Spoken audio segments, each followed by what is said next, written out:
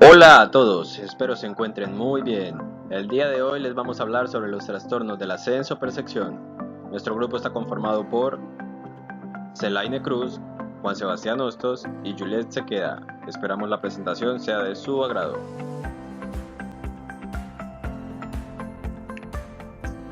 La ascenso-percepción es el conocimiento de objetos, cualidades y relaciones que siguen a la estimulación de los órganos de los sentidos. Incluye la discriminación y la capacidad de percibir las diferencias entre los objetos. Por esta capacidad es que podemos diferenciar entre el azul y el amarillo o entre un carro y un tractor. En cuanto a los trastornos cuantitativos, estos dependen del número de intensidad de los estímulos, del umbral de excitabilidad del receptor y del estado de funcionamiento cerebral del mismo.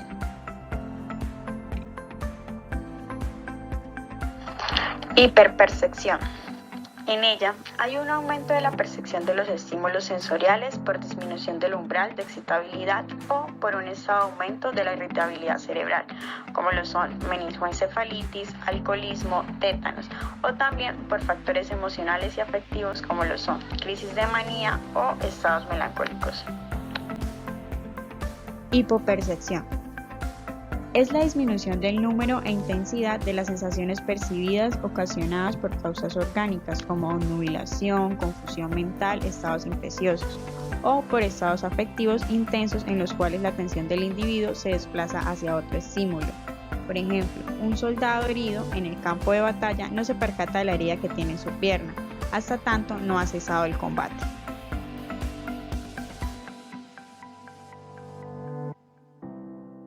Agnosia.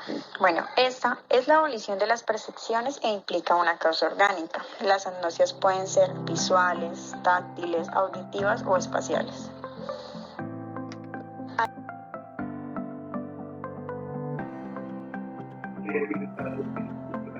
El trastorno cualitativo se refiere a alteraciones de la cualidad sensorial y errores en la localización de los estímulos en el tiempo y el espacio.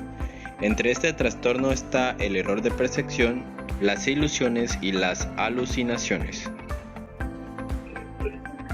Este trastorno se da por una percepción irreal desencadenada por un estímulo ante la confrontación en la lógica que es corregida por el individuo y se presenta en estados emocionales intensos. Un ejemplo de esto es una persona que va tarde de la noche con miedo a ser atracado y ve una sombra de un árbol, pero él piensa que es un atracador. Al ver que es la sombra del árbol y pasa su susto, corrige su vicencia ante la situación. Las ilusiones son percepciones deformadas de estímulos sensoriales que, a diferencia del error de percepción, no son corregidas en ningún momento por el individuo. La naturaleza de la percepción depende del estado emocional y físico de las necesidades del individuo. Un ejemplo de este trastorno es Don Quijote de la Mancha, que a pesar de que Sancho Panza le dijo que eran molinos de viento, él siguió con su pensamiento de que eran gigantes y debía destruirlos. Las paraidolias tiene origen en imágenes reales y son productos de la fantasía creadas de manera voluntaria, es decir, la persona es consciente de que no existen. Un ejemplo de esto es cuando vemos las nubes y en ellas formamos figuras como paisajes o caballos. Alucinaciones. Es la información de una imagen o símbolo sin un estímulo que la desencadene. Pueden ser por causas orgánicas, que son las originadas por un tumor cerebral o por una intoxicación o por causas endógenas, como por ejemplo la esquizofrenia. Las alucinaciones se clasifican en auditivas, visuales, gustativas y olfativas, táctiles o áficas, senésticas o del esquema corporal, kinestésicas, pseudoalucinaciones y alucinaciones en personas normales. Existen dos tipos de alucinaciones auditivas. La primera de estas son las elementales o amorfas y suele presentarse como ruidos más o menos molestos que no tienen un significado explícito. En este caso, el paciente suele oír chirridos o zumbidos. Y está las formadas o complejas. Este tipo de alucinaciones son localizadas por el paciente en el espacio y tienen una idea sobre su origen. Puede oír música, campanas o voces. En el caso de las voces puede escuchar insultos o halagos. En algunas ocasiones se pueden escuchar antagónicamente, donde por un oído escucha insultos y por el otro halagos.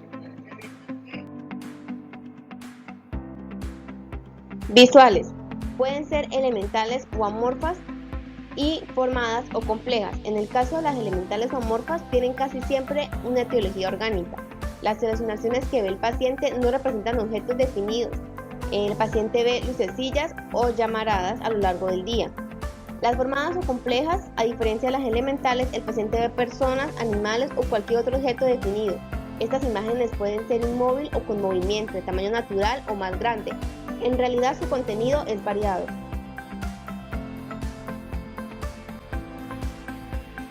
Las alucinaciones visuales se observan de preferencia en los casos de obnubilación del sensorio, presentándose principalmente en el delirio infeccioso, igualmente en delirios tóxicos provocados por el alcohol o por la cocaína. También se pueden presentar en patologías psiquiátricas como la esquizofrenia o parafrenias. A continuación hablaremos de las formas especiales de las alucinaciones visuales. Alucinaciones liliputienses.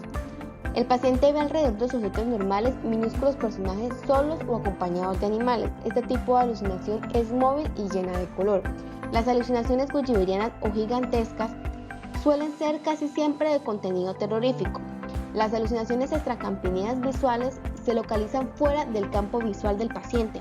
Por ejemplo, el paciente ve un hombre viviendo en su casa ubicada en la luna. Alucinaciones gustativas y olfativas. Son olores y sabores malos o extraños que puede experimentar el paciente casi siempre de manera simultánea. Se ve mucho en los delirios de persecución, donde son percibidas por el paciente de forma desagradable y generan conductas como la negativa de alimentarse por el temor a ser envenenados.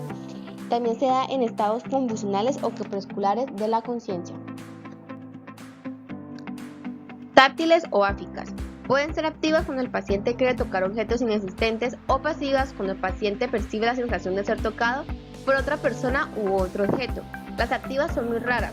Se observan sobre todo en delirios místicos y tóxicos. En cuanto a las pasivas, son más frecuentes y son referidas como sensaciones de quemadura o hormigueo en alguna extremidad del cuerpo. Existe otro tipo de alucinación táctil mixta, presentada en casos de alcoholismo, en que el paciente ve y siente insectos en su cuerpo y por su afán de exterminarlos llega incluso a ocasionarse heridas. Alucinaciones sinestésicas o el esquema corporal. Son percepciones que aparentemente provienen de los órganos sin que existan estímulos reales que las produzcan. Un ejemplo de este tipo de alucinaciones es que el paciente afirma sentir su corazón en el estómago. Sinestésicas.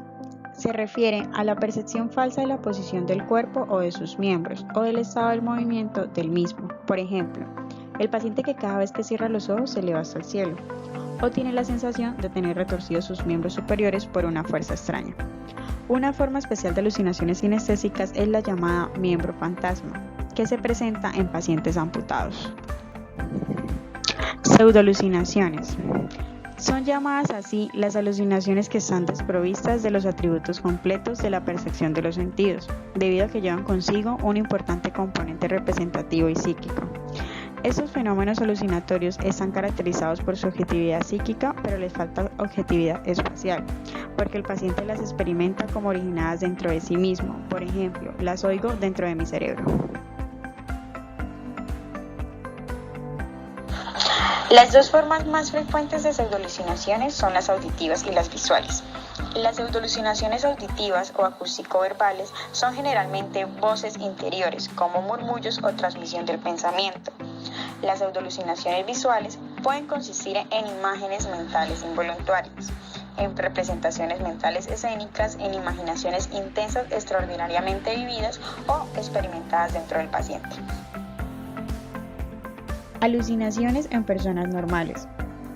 Casi todos los tipos de alucinaciones descritos anteriormente pueden presentarse en personas normales cuando se están durmiendo como alucinaciones hipnagógicas o cuando se están despertando alucinaciones hipnopómpicas.